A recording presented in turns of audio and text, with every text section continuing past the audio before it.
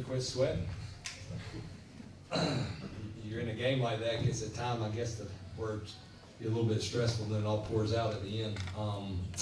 First thing I want to do is congratulate LSU on an unbelievable season. Obviously, LSU is LSU. I've known Jay a long time, just from coaching and gotten to know him and have a lot of respect for what he's done. And obviously, at Arizona and then at LSU. And that's a good team. That's a really good team. And I mean, that's what it was supposed to be about. I told our guys this morning, this is why you come to UNC.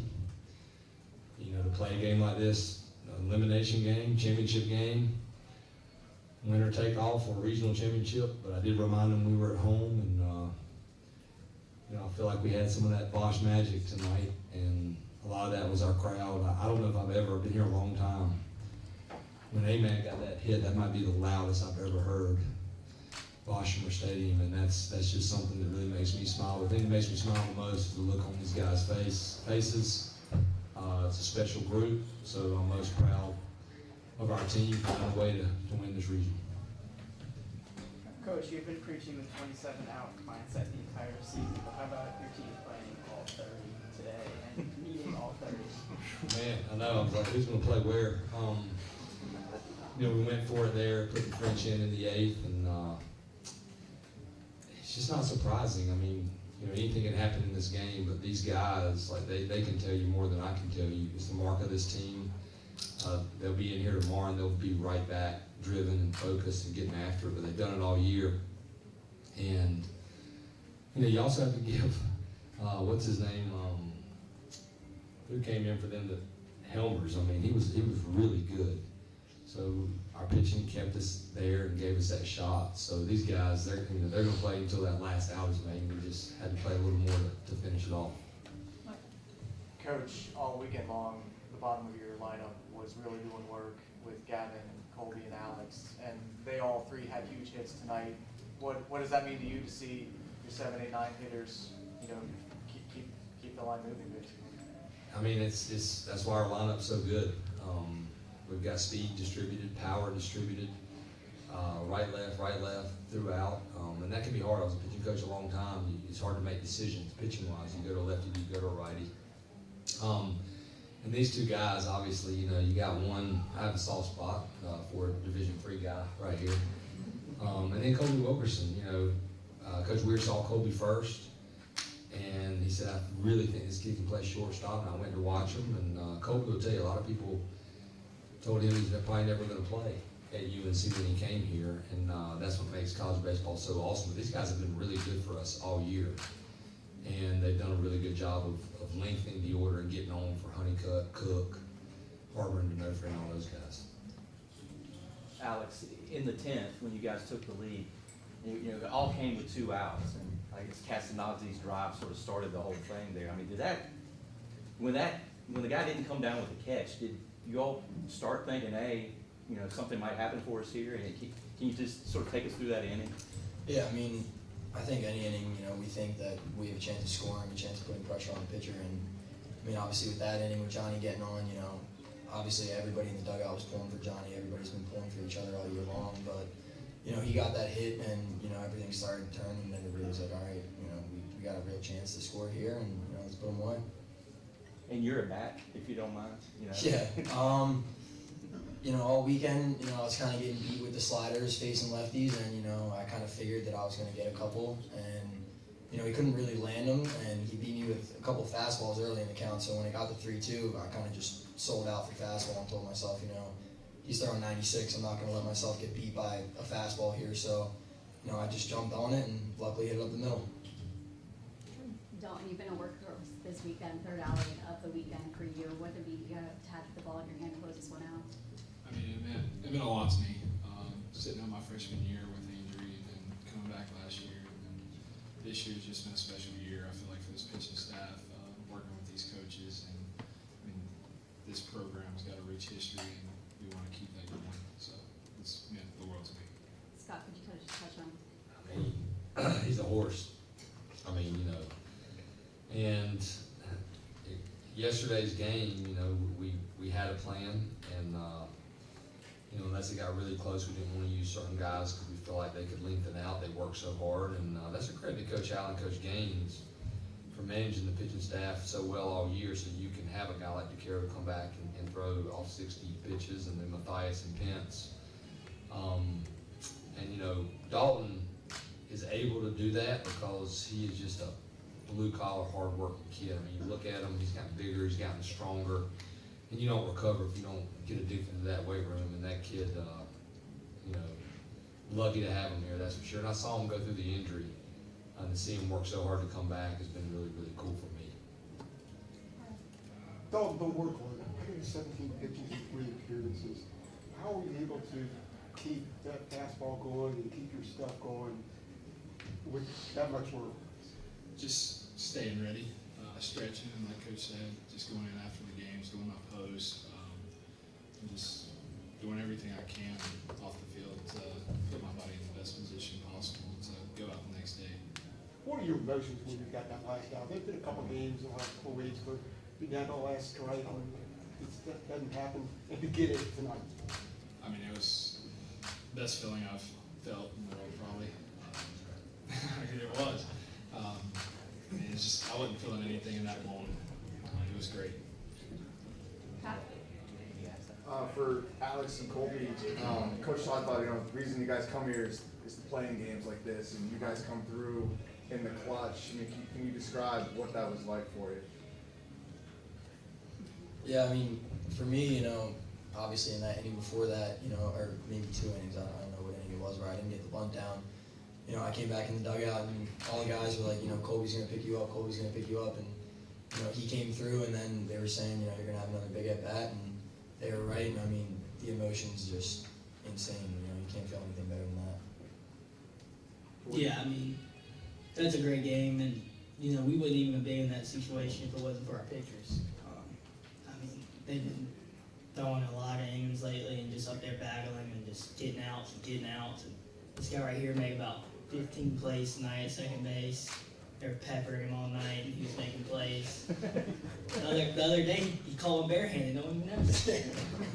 So yeah, I mean, that was just awesome. And once you get in the box, you're not worried about anything else, but just trying to make your teammates happy at the end of the day, and just get up there and compete. And I'm just so thankful to be here. And like Coach said, we got a lot of guys in that locker room. They're just really thankful and want to work hard for the other guy beside them, and we've been able to do that a lot this year. This one's for Colby and Alex. If you just think about sort of the path through this whole regional, I mean, Friday night, good Lord, Gallagher's grand slam to win it, and then Vance on Saturday with the homers, and then tonight. I mean, can you wrap your head around everything that was required to win this thing?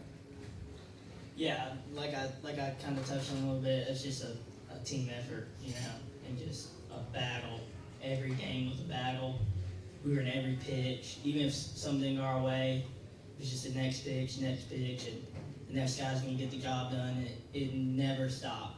And we got all the way to the 9th inning, and it just happened for us. And that's a little bit box magic, and it was awesome.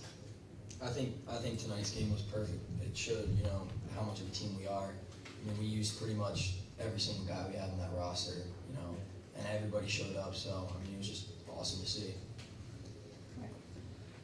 Coach, in that same vein, you mentioned earlier all the substitutions you had to make with the pinch hitters and the pinch runners. Where does this game rank among the most difficult and challenging that you've had to manage? We talked before the game today about, you gotta be aggressive, and I guess the nicest way to say is you gotta have some kahuna sometimes. You can't be afraid to be the hero or to go. I just feel like we need to go for it. The game was tight. I feel like our pitchers were throwing it well, but we had to find a way to tie the game. I feel like if we could tie the game, we could find a way, because if you don't tie it, the game's over. So that's why we ran French, and then obviously in your mind, you're like, dang, it'd be nice to have Harbor up right here. And then we went for it and put Vandy in, and I just told Gavin, you're playing first base. Figure it out. But he's working over there. He's a utility player. He was excited about it. But these guys, I mean, the players make the coach look good. I mean, 99% of the time, and the coaches get way too much credit because I've been doing it long enough to know that you can be an unbelievable coach if you don't have good players. You're not going to be an unbelievable coach very long. So it worked out in our favor. What made it so awesome for me was because of the moves, some guys who had played, like a Johnny and a Vandy, they were in there in the biggest moments, and Johnny came through. And then you got Haskin, who, you know, he's like our grandpa on the team. Like, he's a one-year guy, but that kid's special. Like, he is a leader, and he has helped Luke Stevenson a ton. And to see him in there at the end too, that was cool. And there was no hesitation from Gavin of playing first? No, heck no. I mean, we worked him there, and he's done it before. You know, the hardest decision was, thought about hitting Vanderbrake there for Haskin. We worked really hard working with Johnny at being our third catcher. But we decided we would stick with Haskin. Dalton, when you get that final strikeout and, you know, throw your glove down to the side and everyone's mobbing you, I mean, have you been able to find that glove? Yeah, I found that at the end. I'd go back and try to search through some feet. Did someone give it to you, or did you just see it laying on the turf? Nah, I saw it later on the turf. Probably taking a deep breath like me because it was actually fly out, and I was like, man, please stay in the park. And then I saw Vance, and made me feel better. Scott, you had, I mean, Colby had talked about it a little bit, touched on the defense, but felt like it was sensational from start to finish, man. What you see from those guys out there that just made play after play? Yeah, these guys, I mean, the whole infield defense, and nobody's talked about our catchers either. Luke was unbelievable. How about the play Haskin made late, blocking that ball? Our outfield play's been good. And, you know, our first team meeting every fall, I tell the guys, you can't win a championship if you don't pitch and defend. You can't do it. You can't hit your way to Omaha. It's just not going to happen. And you want to have a dynamic offense, but these guys have completely bought into that. They're fundamental. We work on it every single day. They take pride in the ground balls. We were happy we got to hit on the field today. We said, hey, we're going to do what we've been doing all year. Set those machines up, take those ground balls. And I've been here a long time too. These guys, man, that's as good of a middle infield as we've ever had here. Coach and Colby, just with Alex there, how crucial is he not just at the plate, but also defensively, 8 assists today? I mean, yeah, if you give that team or us, you know, powerful offenses, extra outs, they capitalize, and these guys don't just not give extra outs, they grab outs to make tough plays. Yeah, Coach, I was just going to ask you about Matthew's pitching performance. You know, 4.5 innings today. I think he retired 11 in a row going out. What was working so well for him? Man, he's gotten so much better.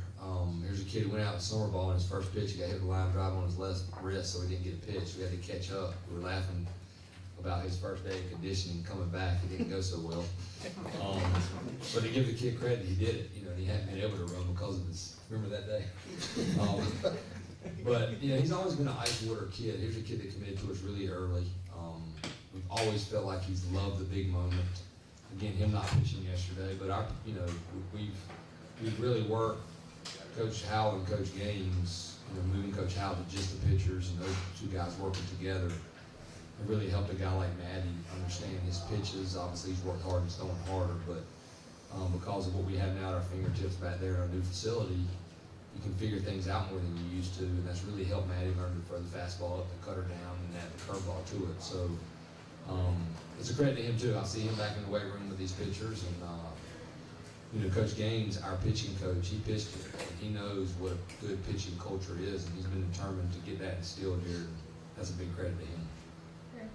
Yeah, so Colby, I wanted to ask you, and I have one for you as well, kind of tap on you. While you're at bat there, you know, a couple of check swings. If you could walk us through all of that, that'd be good. Yeah, sometimes you can kind of see the inning unfolding a little bit, and I sat down and just took a deep breath, looked around for a little bit, come up to the plate, and once I got in the box, I wasn't worried. Coach Forbes, he always gives me a good little look, and like I got confidence in you, and I knew everyone was cheering hard for me, and I just took a deep breath, and man, I just felt like a little kid in that box, man. I was ready to go. I wasn't gonna let him beat me with a heater because he was slinging it. And then, you know, just his development as a hitter over the course of 4 years. You talked about his defense, and obviously that's so critical. But God Josh, I mean, you know, he comes up in that spot against a big time arm.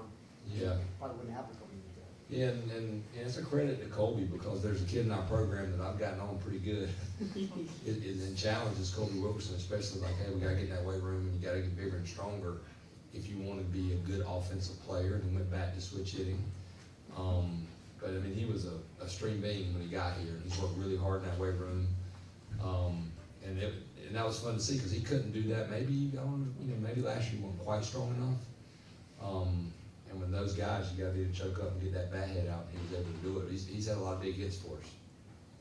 Time for two more, Michael, then Adam. Alex, Coach Forbes was mentioning the environment here at the Bosch tonight, you know, the Bosch magic, and how your single was probably the loudest moment that he's heard. I mean, when you get recruited here, you can tour the facility, you can see the stadium, but there's no people in it. I mean, what did this environment mean to you as someone who is coming from a smaller school? I mean, it's incredible. I mean, there's nothing like it. You know, obviously a small Division III school, you're playing in front of maybe 100, 200 people max, you know, all families mainly, you know. Nobody's really getting into it that much, and I mean, just to hear them tonight, it was incredible. Dalton, did you have a number of pitches in mind for tonight? Like you threw 58. I mean, were you telling yourself, was there a number you were trying to get to or stay under? And just how did you sort of manage the physical stuff of what you had to get through? No, not really. Just going pitch for pitch. I mean, He told me yesterday Nolan Ryan threw 259 in a game, so he's good. Did Penn State? Yeah. Okay. no, just staying with it, taking it pitch by pitch. If the game would have kept going and I'd have reached the limit, I would have had faith in the guys behind me coming out of that bullpen. So it was just going pitch for pitch and putting everything into that pitch.